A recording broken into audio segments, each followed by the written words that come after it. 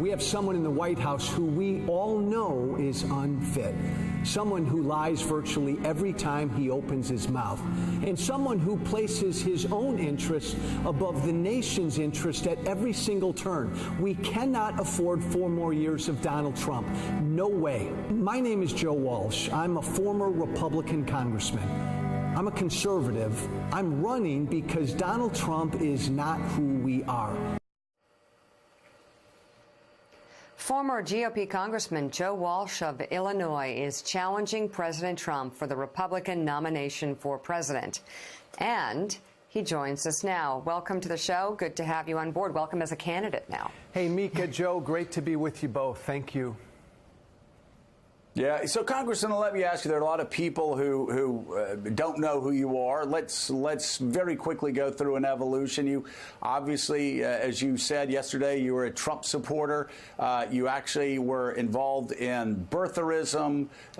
You said some very unkind things about Barack Obama that you later regretted, but you said something fascinating in an interview, and that was that it was looking at Donald Trump and his poor example that actually made you rethink some of the things that you had said. Explain. Look, I think I'm partly responsible for Trump, and that's kind of a scary thing to say.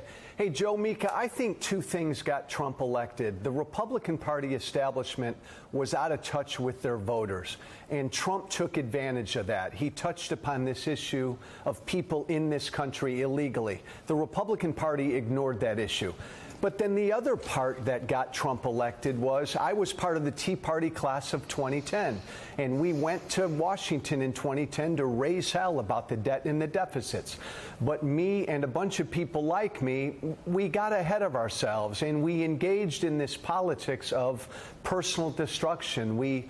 I, speaking for myself, I would demonize my opponents. I would say bad personal things about President Obama, about Muslims, things that I regret.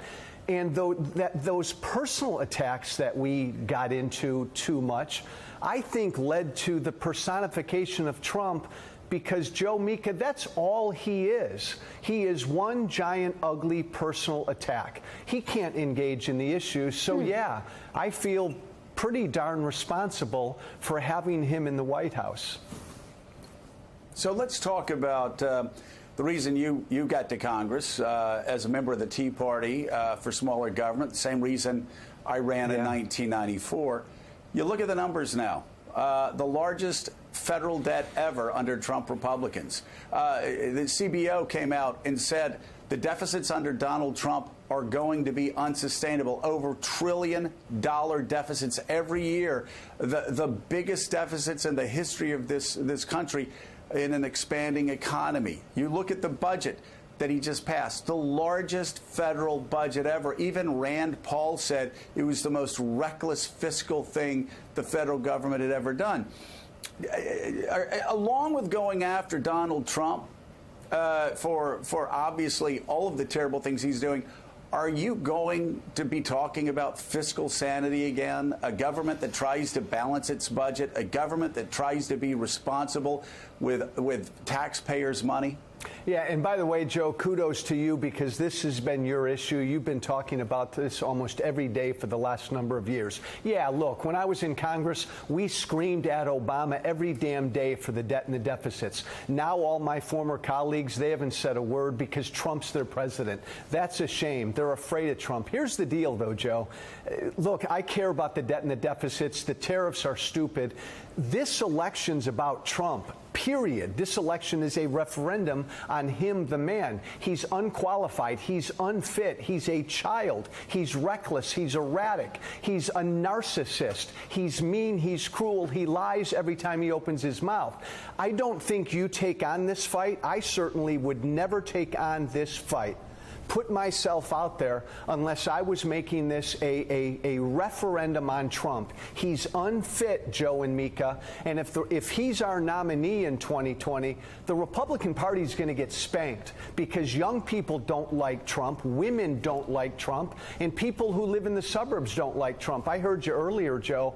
The Republican Party right now is at a real crossroads. Because of Trump, they're in trouble. Yeah, big trouble. And you can look at his numbers. You can look at the numbers in a lot of Senate races. Michael Steele, you've run the Republican Party before. It's looking like another political tsunami is coming the Republican Party's way if Donald Trump's at the top of the ticket. Yeah, it's going to be very hard, Joe, for the president to sustain the races beneath the presidential campaign. The House with a deficit of 30-some seats, with retirements now on top of that. The Senate, while a lot of people don't believe it's in play, with the right alignment on the Democratic side, that could change. So I want to ask the congressman, and it's good to see you again. It's been a long time since 2010 and the battles there. But you do raise a very interesting point revolving around your candidacy, and that is where you began talking about the kind of constitutional conservatism, fiscal responsibility, some of the more traditional values of the president of the party. Could you sort of walk through what changed for you that flipped the script to see someone like Trump in 2016 as a better solution for the nation, not the party, for the nation? And then now, as you look at your own presidential bid, look at that ideal, if you will, and go, that's not where America needs to be. What was that transformation for you? Hey, Michael, I voted for Trump in 2016. I didn't love him. I didn't like him. He wasn't Hillary. And to be honest, at that time, I figured Trump was just a goof. Maybe he'd hire a couple good people and a couple good things would get done. He lost me pretty quickly in that first year when it became clear to me that almost every time he opened his mouth, he lied. But he lost me for good, Michael, in Helsinki over a year ago when he stood in front of the world and said, I believe Putin and not my own people. That was it for me. And look, I wrote an op-ed in the New York Times 2-3 weeks ago. He's unfit. Somebody needs to primary him, and I'm stunned, Joe and Michael and Mika, that no Republican this year has stepped up to make the moral case against Trump, because most of them believe privately everything I say publicly about Trump. Right. Yes. So you have, and we, couldn't agree with you more on the things you have to say about President Trump. But for those who are really thinking deeply about this and trying to figure out what to do with their votes, because this is such an important election, we have to look at how we got here. Yeah. And a lot of the ways we got here was the devaluation of the truth and hate speech. Yes. So why should a voter pass by the hateful talk that you have put out there? Clear examples of it. Why should they just turn the page on that? Like, why did you do that? Well, and Mika, they've got to decide that. All I can do as best is apologize for the things that I said that I do believe helped lead to Trump. Again, over the course of the last 6 years, I've probably sent out 40,000 tweets. You and me and Joe could find 200 to 300 that would be, you'd have your head scratching. And I've got to go through those and own those and explain those. I felt like we were at the tip of the spear when we went to Washington. It was a fight for this country. And I let that fight get personal and ugly sometimes. And I've just got to own that stuff, apologize for that stuff, Mika. And to compare it to Trump again, correct me if I'm wrong, this man's never apologized for anything. So here I am in front of you this morning, yes, raising my hands. I helped put Trump in the White House. I'm ashamed of that. I feel terrible about that. I'm going to try to redeem myself about that. But most importantly, the country can't let this guy get elected. We're being reelected. We're being run right now by a child, and that's pretty damn scary. Yeah, I've said it before, time and time again. When I first got up to Congress, there were a lot of things that I said that I regretted, that I wish I could have back. When I first got on TV, there were a lot of things I said that I regretted, that I could have had back. I mean, hell, there are a lot of things I said, I say every day that I regret and I wish I could have back. Katty K, the difference is having the ability, as a congressman does, and as most human beings do have, to look at what we've done in the past, realize we've made a mistake, apologize for that mistake, ask people's forgiveness, and then move on. In Donald Trump, we have somebody who's never asked for forgiveness, and in fact, even told an evangelical reporter that he's never had to ask for God's forgiveness because he's never done anything wrong. Well, because for the president, it's somebody else's mistake, right? If something goes wrong, it's not his mistake, and therefore there's nothing to apologize for. We see that playing out every day when it comes to the state of the U.S. economy. It's always somebody else's fault. Jay Powell's, the media's, Google's, China's, somebody else's fault. But, Congressman, I wanted to ask you, you said just now and you've said before that the vast majority of Republicans that you speak to think that the president, and will say to you privately that the president is unfit for office. How does that square with the consistently high rankings he gets in opinion polls, 85 to 90%, in the Republican Party? And how are you going to overcome that? Even if they're saying it to you privately, they're telling a pollster they still like him, that they still want to support him. So they're not telling the truth to somebody. Yeah, Katie, I think his support is soft. Look, our campaign slogan is be brave. Here's the bet I'm making. I believe that most Republicans privately believe what I say publicly about this guy. He's unfit. He lies every time he opens his mouth. He's tweeting us into a reception. Look, I believe most Republicans are just tired of his BS and his drama. The bet of my campaign is I'm trying to get people to come out and be brave enough to say publicly what they believe privately. Can I do it? I don't know. But I just know if you're going to take on this guy, it's about him. You got to make the moral case about him. He's a bad man who's unfit to be president.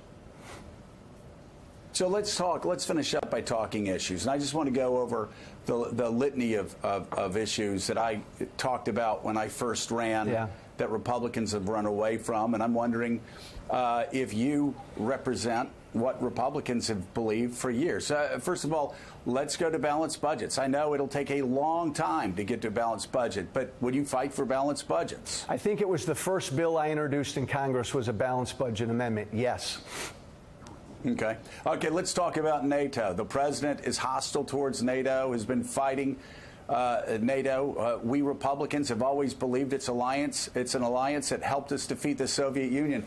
Would you steadfastly and strongly support NATO? Yeah, and again, we've got a president right now who gives a bear hug, a man hug to Putin and Kim Jong-un, and he stiff arms our allies. I think we need to flip that around a little bit.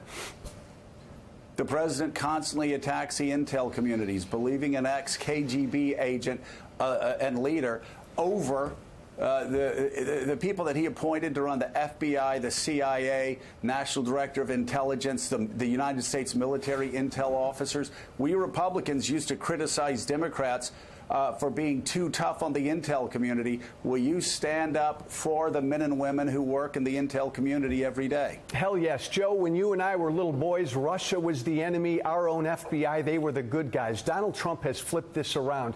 He's disloyal. This will be one of the most dangerous long-term impacts of the Trump administration, how they have declared war on our own intelligence community.